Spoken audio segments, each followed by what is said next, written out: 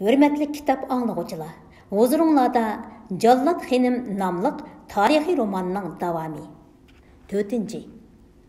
Pəgahda eşək qanırsa, üni törgi yetmegüdək çoğunluqdaki Həzrət Xanıqasının içi 4-500cə Sopi dərvişinin hu-ları bilan qaynab ketgan edi. Xanıqaның qibla tərəfidəki mihrabda İşan Pir buzrukның ornila boş bo'lib, aşu boş o'rinning ikki tarafida tam bo'ylab o'tirishgan, soqollari kindigigacha tushgan qeyri darvishlar qizivatgan jarri samoning ritmiga moslashtirib, gavdasini ikki tarafga tang irg'onlatib, boshlarini oldi kayniga gildanglashtirganicha hum Allohum hum huvi Allohum deb jarri tortib o'tirishadi. Putqollarının mağduruba, tenduruz yaş ve otur yaş sopular tükürüklerini çaşıratqanicha hüm deyishib, heli o'ng, heli ta'tirib piqirashqanicha yerga gulup dassab, sorunning dal o'tirsida sapoylarini jaldaqshitib chog'inicha talqin aytibotgan 4 nafar hofizni chambar shaklida o'rab, sama hari tortishmoq usuli o'ynashmoq deydi. Abdurazaq Xalifa bo'lsa, jarri samoda to'la cho'rgilab, yerib ketgan yoki beshi qiyib o'tirib olgan so'pilarni qo'lidagi hossasi bilan xuddi qushqonga o'tirib olgan eshakni haydagandek so'ngashlarga sanjib, beqinlariga niqtab, gadalardan ittirib, so'ringa tushishga haydakchilik qiladi. Jarri bilan samoning ritmi buzilib, putqolari hükmetning o'dariga kelmay qolgan topning qishig'i kelib, xuddi dirijorlarga o'xshash ima ishoratlar bilan jarri samoni qoidadan hükmetning ritmiga tushirib moslashtiradi. Hüm sadolari xuddi xoniqaning chig' vasiliq o'g'isini ichivatgudak darajada gurildaydi. Bu gurildashlar ichida hofizlarning talqinlari xuddi yerning tegidan chiqayotgandek noitim ojiz anglanadi. Ularning nima deb munojat aytayotganligini bilmak to'limi tas edi. Jarra sama bo'lsa, bag'asiri avjiga chiqmoqda. Shu daqiqada o'ng ta'tirib piqirashqanicha har tortishmoq usuli o'ynayotgan bu so'pilarni bayam chekkan nashining kayfi obdalla tutgan bo'lib, piqiraverib xudini yo'qotishgan edi. Shu tapda birlari o'zini havoda parvoz qilayotgandek, bulutlar ustida laylab yurgandek yoki jannatdagi hurlarning paxtadak yumshoq, beliqdak sho'x quchoqlariga hashqi pichoqdek chirmashqandek sezishib, o'zlarining piqirayotganligini yoki xoniqa tomlarining piqirayotganligini bilolmay qilishgan edi. Mana bir qancha so'pi og'izdan ko'pik yenib, yerga yiqilishga boshladi.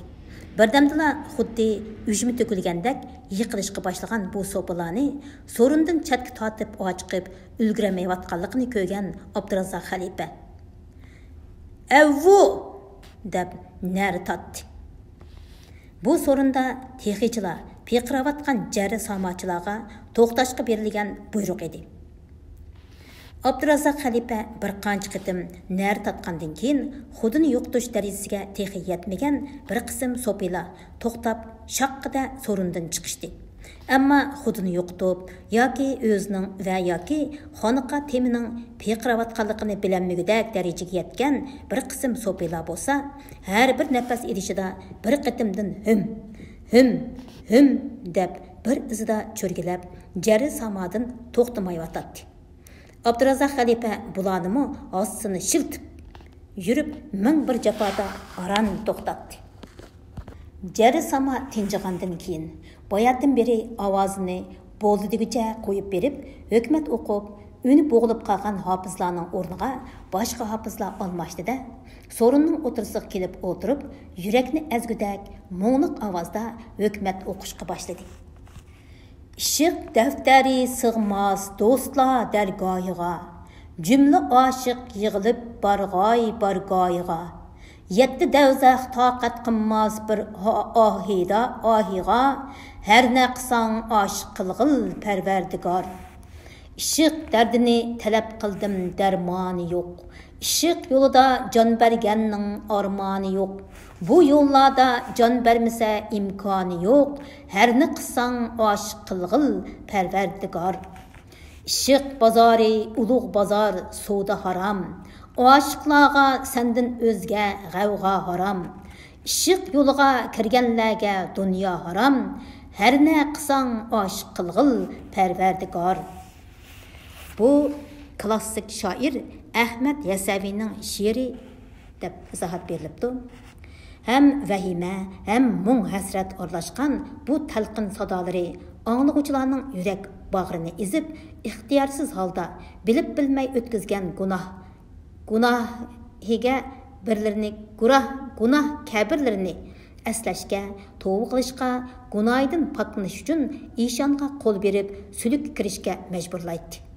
Vujudiga qiyomatning turli qiynoq azoblari vahima solgan sada, oq ko'ngil, nadan, so'pi darvishlar qo'rqinish, tashvish ilgida azoblanib, o'tqa tushgan qildak to'lg'inadi. Tug'ilg'iniga, odam bo'g'iniga, tirikchilik uchun tirmashqiniga ming bir pushaymon qilib, ichidan ezilib, tortishib yig'lashadi. Bu azoblardan qutulish uchun ishon piridan madad tilashadi.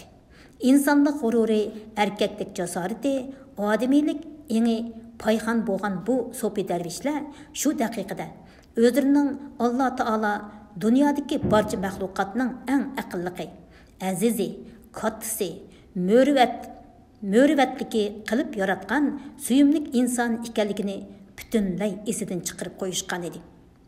Halqi sama sorunini boshlab berib, xonaqodan yenib chiqqan Xo'ja Hidoyatullo Eshon pat yaqinda Shahzod Yo'lbosxon bilan Ostoniga lashkar tortib borgandan keyin qiladigan ishlari haqida xiyol surib, bir besib, ikki besib, dadisi Xo'ja Muhammad Yusuf Eshonning qabrisi tubiga kelib qolganini tuymay qoldi.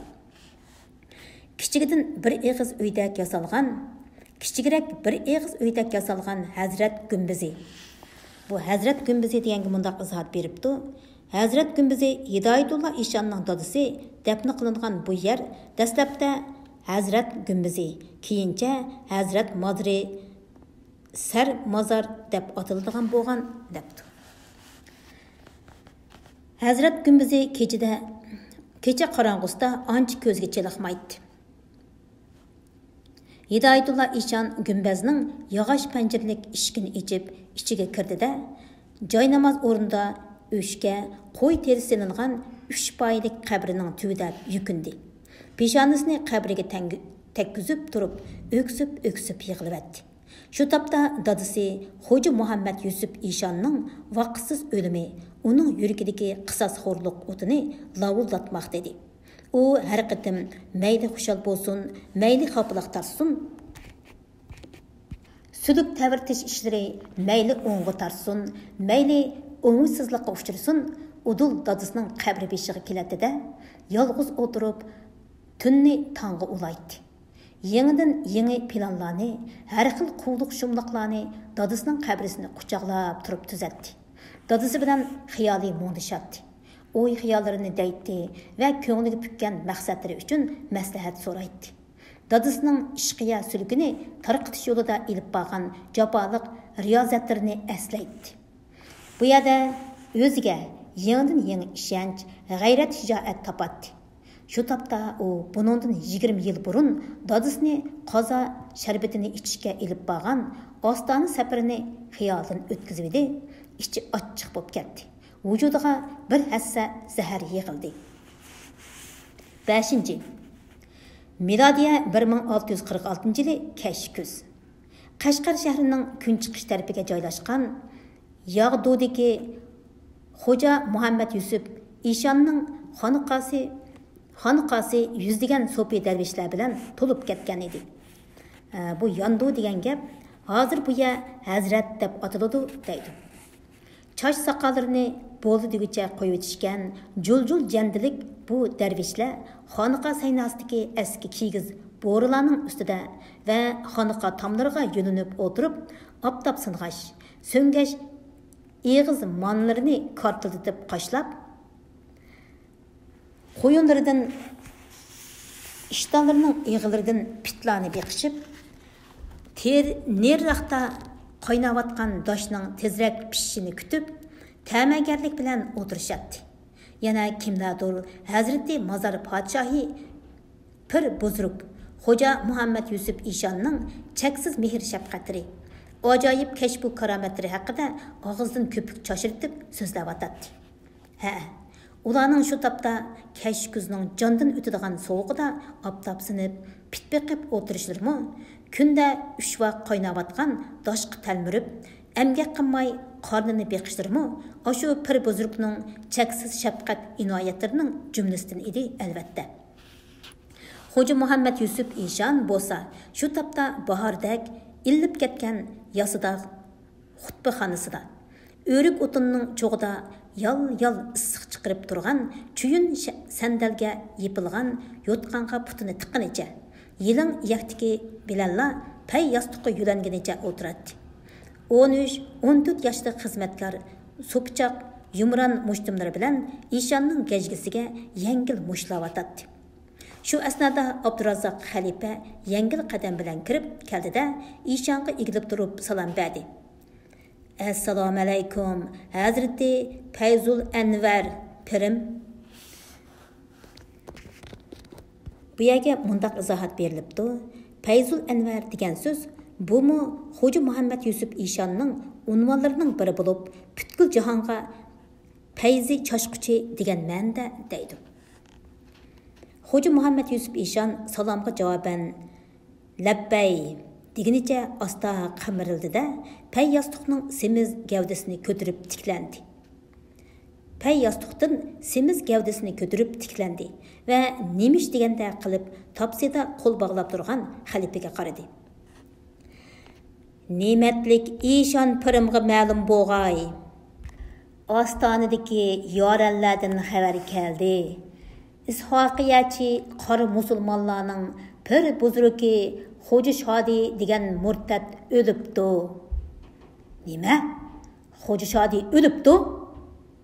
Xo'ja Muhammad Yusuf Ishon chashrab o'rnidan turdi-da, bir necha daqiqadan keyin yana joyida o'tirdi. Putini sandalga yepilgan issiq yotqanga tiqdi. Topsida hijoyig'inicha qo'l bog'lab turgan Abdurazzoq xalifadan qaytirib so'radi. Bu xabar ishonchlikmi, xalifa? İnşallah rastur pirim, dedi Abdurazzoq xalifa. Ostandan xabar akagan buradirimiz Toshqirqi ho'ylida Hazratimning qobulini kutib turibdi. Xo'ja Muhammad Yusuf Ishonning chiroyidan xushalliqmi, qayg'ug'imi o'xshamaydigan bir xil ifoda yo'lt qilib o'tib ketdi. Darhol boshlab kirsilar ul yoranni. Xo'sh. Abdurazzoq xalifa Ishonga egilib bir ta'zim qilayotgandan keyin xutbixondan chiqib ketdi-da, ayol o'tmay 40-45 yoshlar chog'sidagi egiz bo'y, tambal bir odamni boshlab kirdi. Mehmon atdigandan beri to'xtamay otliq yo'l mangan bo'z kerak, qo'lqigacha cho'kirib kiyvagan qora ko'rpa to'miqining oldi tarafini, tashlanmagan ko'rak juvisining ko'rpa yoqasini qalin bir qavat quruq bog'lab ketgan edi. Saqal buruturda ketib qolgan muzla texi erimagan edi. U xutbixonaga kirib, Xo'ja Muhammad Yusuf Ishonni ko'ribla sandal qo'yilgan supaga o'zini gulubida tashladi-da, o'milab bag'nicha avval Ishonning putini, oq yaltikining peshini, ondan keyin go'shlik, yumshoq qo'lini ko'zlariga surdi va so'ydi. Xo'ja Muhammad Yusuf Ishon issiq qo'liga bu muxlisning saqal burtidagi qaro muzlarning tegib suv tevitishdan yirgingandek bo'lsa-mu, lekin ishki tuyg'usini yo'shirib, bu muxlisning sadoqatmanlik bilan qilayotgan harakatlariga sukut qilib turdi. Hazrati Mazar podshoh pir buzrukning jamolini ko'rishga, muborak qo'llarini so'yishga, to'n sarpoyilarining pashtiridagi chonglarni ko'zga surtishga musharraf bo'lgan muxlis necha kundan beri tatgan yo'l azobini pak-pakiz unutib, hayajonda ichidan ezilib yig'lamoqda edi. Sabr qilg'aysiz, ey zotil ahtob murtim, dedi Xo'ja Muhammad Yusuf Ishon Murtining töge tapındak yuğan, qo'pol, yirik, muzdek alqalari orasidan qo'lini asta tortib olib, o'zini pir buzrukning zotil ahtob deb atavatganligini anglab, heliqi murid qaytadan ho'krab yig'ilibdi. Abdurazzoq xalifaning bo'lsa, bu atoqqa torliqi kelib, ichi odab ketib boradi. Chunki u hozirgacha xo'jasidan ta'ma qilib kelayotgan zotil ahtobliq irshadnomasini ololmagan. Hatto boshqa so'pi darvishlarning oldida biror qitim bo'lsa-mu Eshon pirining og'zidan zotil ahtob deb atilishga muyassar bo'lolmagan edi. Xo'ja Muhammad Yusuf Eshon bo'lsa, ashaddiy dushmani, navri inisi Xo'ja Shodining o'lim xabarini akagan bu murtiga inom berish tariqasida zotil ahtob degan bu so'zni alohida ishiltiyotdi. Eshon pirining sabri qig'aysiz deb qayta tasalli berishi bilan heliqi xabarchi so'pi o'ksib yig'isini to'xtatdi. Xo'ja Muhammad Yusuf Eshon Xo'ja Shodining o'lim xabarini ujur-bujurigacha tafsili so'radi. Ostonadagi barliq yoralarimiz uzundan beri ul mulhid, ishoqiyachi, qoratog'liq murtatlarning zulmini yetkuchi tortdi, dedi xabarchi so'pi Eshon pirining savollariga qanoatlanarlik javob berib bo'lgandan keyin gapini davomlashtirib, mana endi janobi Fayzul Anvar pir buzurgining qarg'ish tutib, ul murtad Xo'ja Shodi o'ldi. Ostondagi barliq yoranlarimiz to'rt ko'zi bilan Hazrati Mazar podshohi buzurgvarimizning yo'liga, quyoshdak jamoliga talmirmoqda.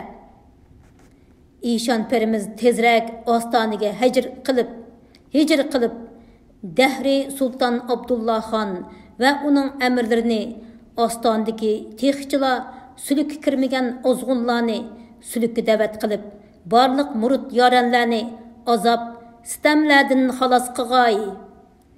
Inshaalloh, dedi Xo'ja Muhammad Yusuf Eshon va Abdurazzoq xalifaga qarab gapini davomlashtirdi. Bol murtidimiz xabar yetkazish uchun kecha-kunduz to'xtamay yo'l yurib, ko'p riyozat chekibdi. Taki xoniga boshlab g'izo taomlar bilan ayrim kutsunlar. Bu yerdagi taki xona degan gap mehmonxona ekan. Namoz peshindan keyin barliq xalifa mas'ullar xutbixonda muhayyo bo'lg'ay. Muhayyo degan gap tayyor bo'lish, jam bo'lish degan gapga. Muhim ishlar to'g'riliq mashvarat qilg'aymiz. Xo'sh. Abdurazzoq xalifa Eshonga egilib salom bergandan keyin mehmonni boshlab chiqib ketdi. Xo'ja Muhammad Yusuf Eshon bo'lsa, allaqandoq bir planlarni ko'ngliga pukib, qo'lidagi kahrva tasvirini tez-tez seyirmoqda edi. Qo'sh allaqanchalik cho'ngliqdagi sapaldan yasalgan bo'y o'chiqining ichidagi adrasman, archa yog'ichi va qo'y yig'i o'rik o'tunining cho'g'ida tutab kuyib, Eshonning xutbixonasini xushbo'y hidga to'ldirgan edi. Supining o'tirisiga joylashtirilgan chuyun sandalning ustiga yepilgan temir panjilik qopqoqdan yal issiq tarqaladi. Xutbixonning ichi bahordek ilib ketgan edi. Xutbixonaga yig'ilgan 8 nafar xalifa uchilaridagi janda juva paxtaliq to'nlarini selib etib, Xo'ja Muhammad Yusuf Eshonni cho'ridab, kiyim-qop ko'rpalarning ustida kolachsiz ma'si o'tiklari bilan bahuzur o'tirishadi. Dasturxon tavoq, leganlardagi qizirib pishgan yog'liq to'qash, shexidan hozirla uzgandak tujibillab saqlagan olma anar, ko'k amut, qo'g'in uzumlar bilan ko'milib ketgan edi. Xo'ja Shodi o'limining xushalligidanmi aytavur, Xo'ja Muhammad Yusuf Eshon dasturxondagi ne'matlarga ishtiho bilan tegish qilyotdi. Xo'jasining payliga qarab, xalifalarning qo'llari bilan og'zi tinimsiz harakatlanmoqda edi. Faqat Xo'ja Muhammad Yusuf Eshonning o'ng tarafida badashqan qurib o'tirgan 21-22 yoshlardagi qoshliq, kirpiklari qizlarnikidek tal-tal, ikki mangzi chekib qo'ysalar, qon тәпчірәп чыққыдәк қызыл, bahar maysidek yumran, saqal burutları çırayıga xoyma yarashqan. Appaq xəs köңlək üstüdün kimxap ton kiyilib, belini işancha zərrəng bel romal bilan bağlıvagan, zilvıqana kəlgən yaş yigit. Uyuqchan xumarlıq gözlərini qoludaki qızıl olmağa tikkinice, xiyalchanlıq bilan iştihasız oturatdı. Bu, Xoca Muhammed Yusuf İşanның Qumulda tuğulğan oğlu Xoca Hidayetullah idi. Munafiq Xoca Şadıның ölümü bilan İssaqiyachi murtatlarning sur hayvisi bütünley sundi. Yölengen teğdin, işengen yol başçısından ayrıldı. Dedi Xoca Muhammed Yusuf İşan kaypi çağ halatda qoluğa ilvağan bir şingil üzümning kəhrivadak donlaridan bir taldan üzüp ağzıga selip turib. Bu ostanni ishqiya sulkimizning tasarrufiga erishimizning eng yaxshi fursati. Xoja Şadıning ikki maxtumzodisi texi kichik. Ularning sulukka bosh bo'lishiga vaqti bor. Men mushu fursatdan foydalanib ostoniga berib Dahri Sultan Abdullah Xonning mayilligini qo'lga keltirib, saltanat suri bilan sulkimizni butkul Saidiya tasarrufiga kengaytmoqchiman. Ey janobi zotil aqtoblarim, buningga sizlar qanday qaraysizlar?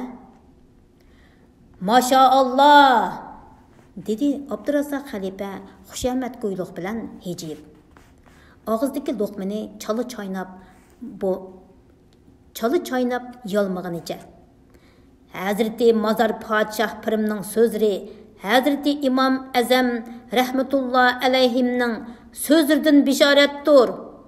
Buzrukvarimiz haqiqatchilarning sultoni, saodat yo'liga mang'uchilarning jahon aynigidir.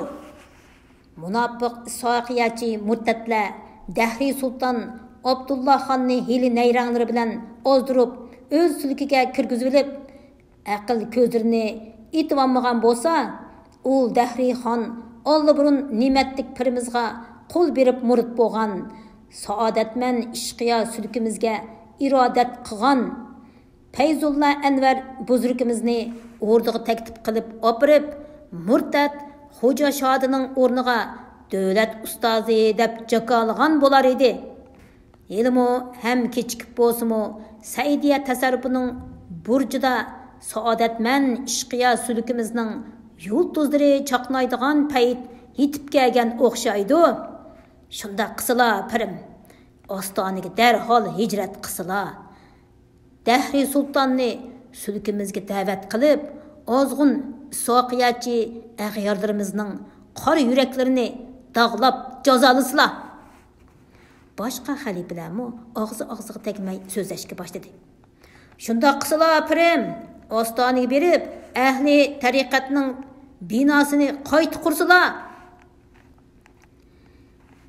Shariatning maliki maydonida ot choptirsalar. Sahovatning oshquchini muborak qo'ldirga ossalar.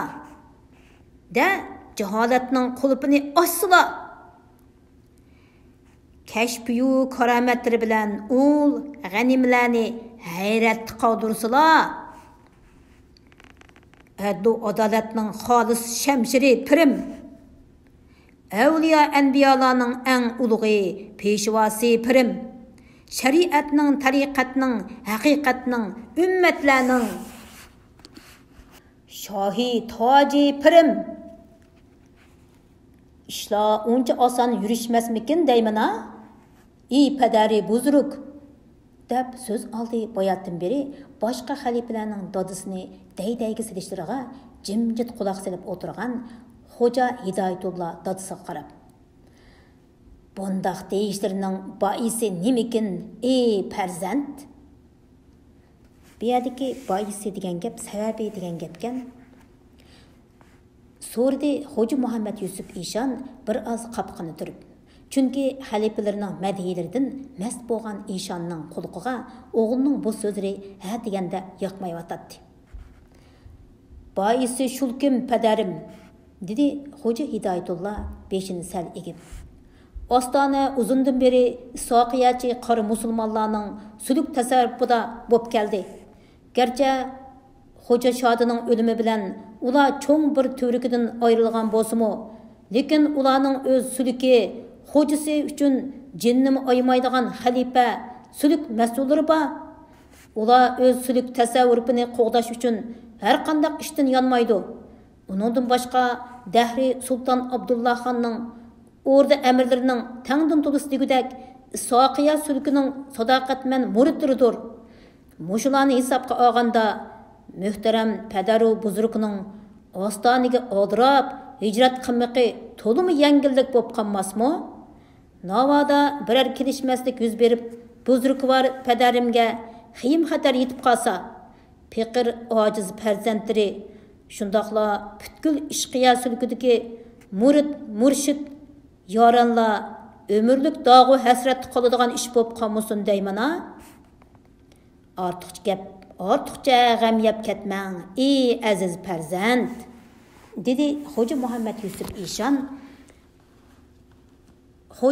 Xo'ja zodisining muddosini tushungandan keyin chiroyiga kulgi yugurtib, "Men bu qitim Ostoniga suluk ta'virtish nomi bilan emas, marhum navri qarindishim Xo'ja Shodi Eshonning musibat ta'ziyasi uchun Fatiha o'qig'ili borman.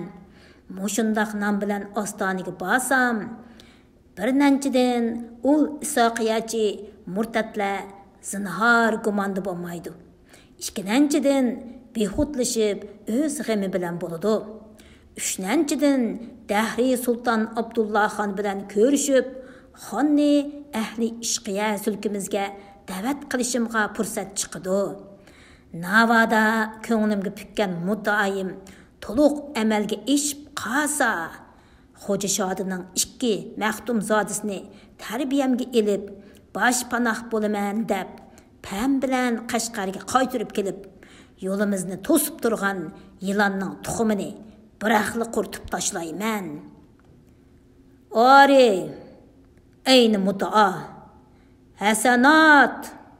Xalifa xo'jasining planini anglab, xushalliqdan sholilarini iqtishib maqtaydi. Navoda padari buzruk Ostoniga hijrat qilish niyatidan yonmasa, undaqda menmu hamroh bo'lib birga borman, dedi Xo'ja Hidoyatulloh johillik bilan. Ey aziz xo'jazodam, kuyinginingizga rahmat, dedi Xo'ja Muhammad Yusuf Eshon ta'sirlangan holda ko'ziga yosh elib. Men sizdek o'g'lim va varisim bo'lganligi uchun sulukimizning kelgusidan voyim yemayman. Siz ilmu kalomatda voyaga yetib, tariqat sulukimizni hidoyat yo'liga boshlag'uchi qutbul aqtobliq maqomiga ulaşdınız. Behuda ishlar uchun ortiqcha voyim yemagaysiz. Aslida Qashqarning noib amri Shohzod Yo'lvosxonni dadisining o'rniga taxtga chiqarish orqali butkul Saidiya ishqiya sulukimizning tasarrufiga edish muddaoyim bor edi. Ammo Shohzoda texi go'dak bo'g'ashqa bu muddaoyimizni ro'yobga chiqarish uchun xeyli ko'p haraj tortishqa, nurg'un mushkulotlarni yengishqa 10 necha yillar fursat kutishga to'g'ri keladi. Mana o'ylamagan yerdan Xo'ja Shodining o'limi bu planimizsizmi buyuk maqsadlarimizni ro'yobga chiqarishga fursat yaratib berdi. Bilishingiz kerakki, ey farzand, bu Alloh taolaning bizga yog'dirib bergan cheksiz inoyatidir. Yana orsalda bo'lib tursam, navbatni qo'ldan berib qo'yib, pushaymon g'o'rsini tetib qilishim cho'qim. Meni bu niyatimdan zinhor to'smag'aysiz. Ham Qashqarda qilib, bizlar kim padari buzurgingizning o'rnida murshidlarimizni ahli ishqiya sulkimizning hidoyat yo'liga boshlab turg'aysiz. Iloha amin. Xo'jazoda Hidoyatulloh yana johillik qilsa, padari buzurgining g'azabiga uchrashidan qo'rqib jim bo'ldi.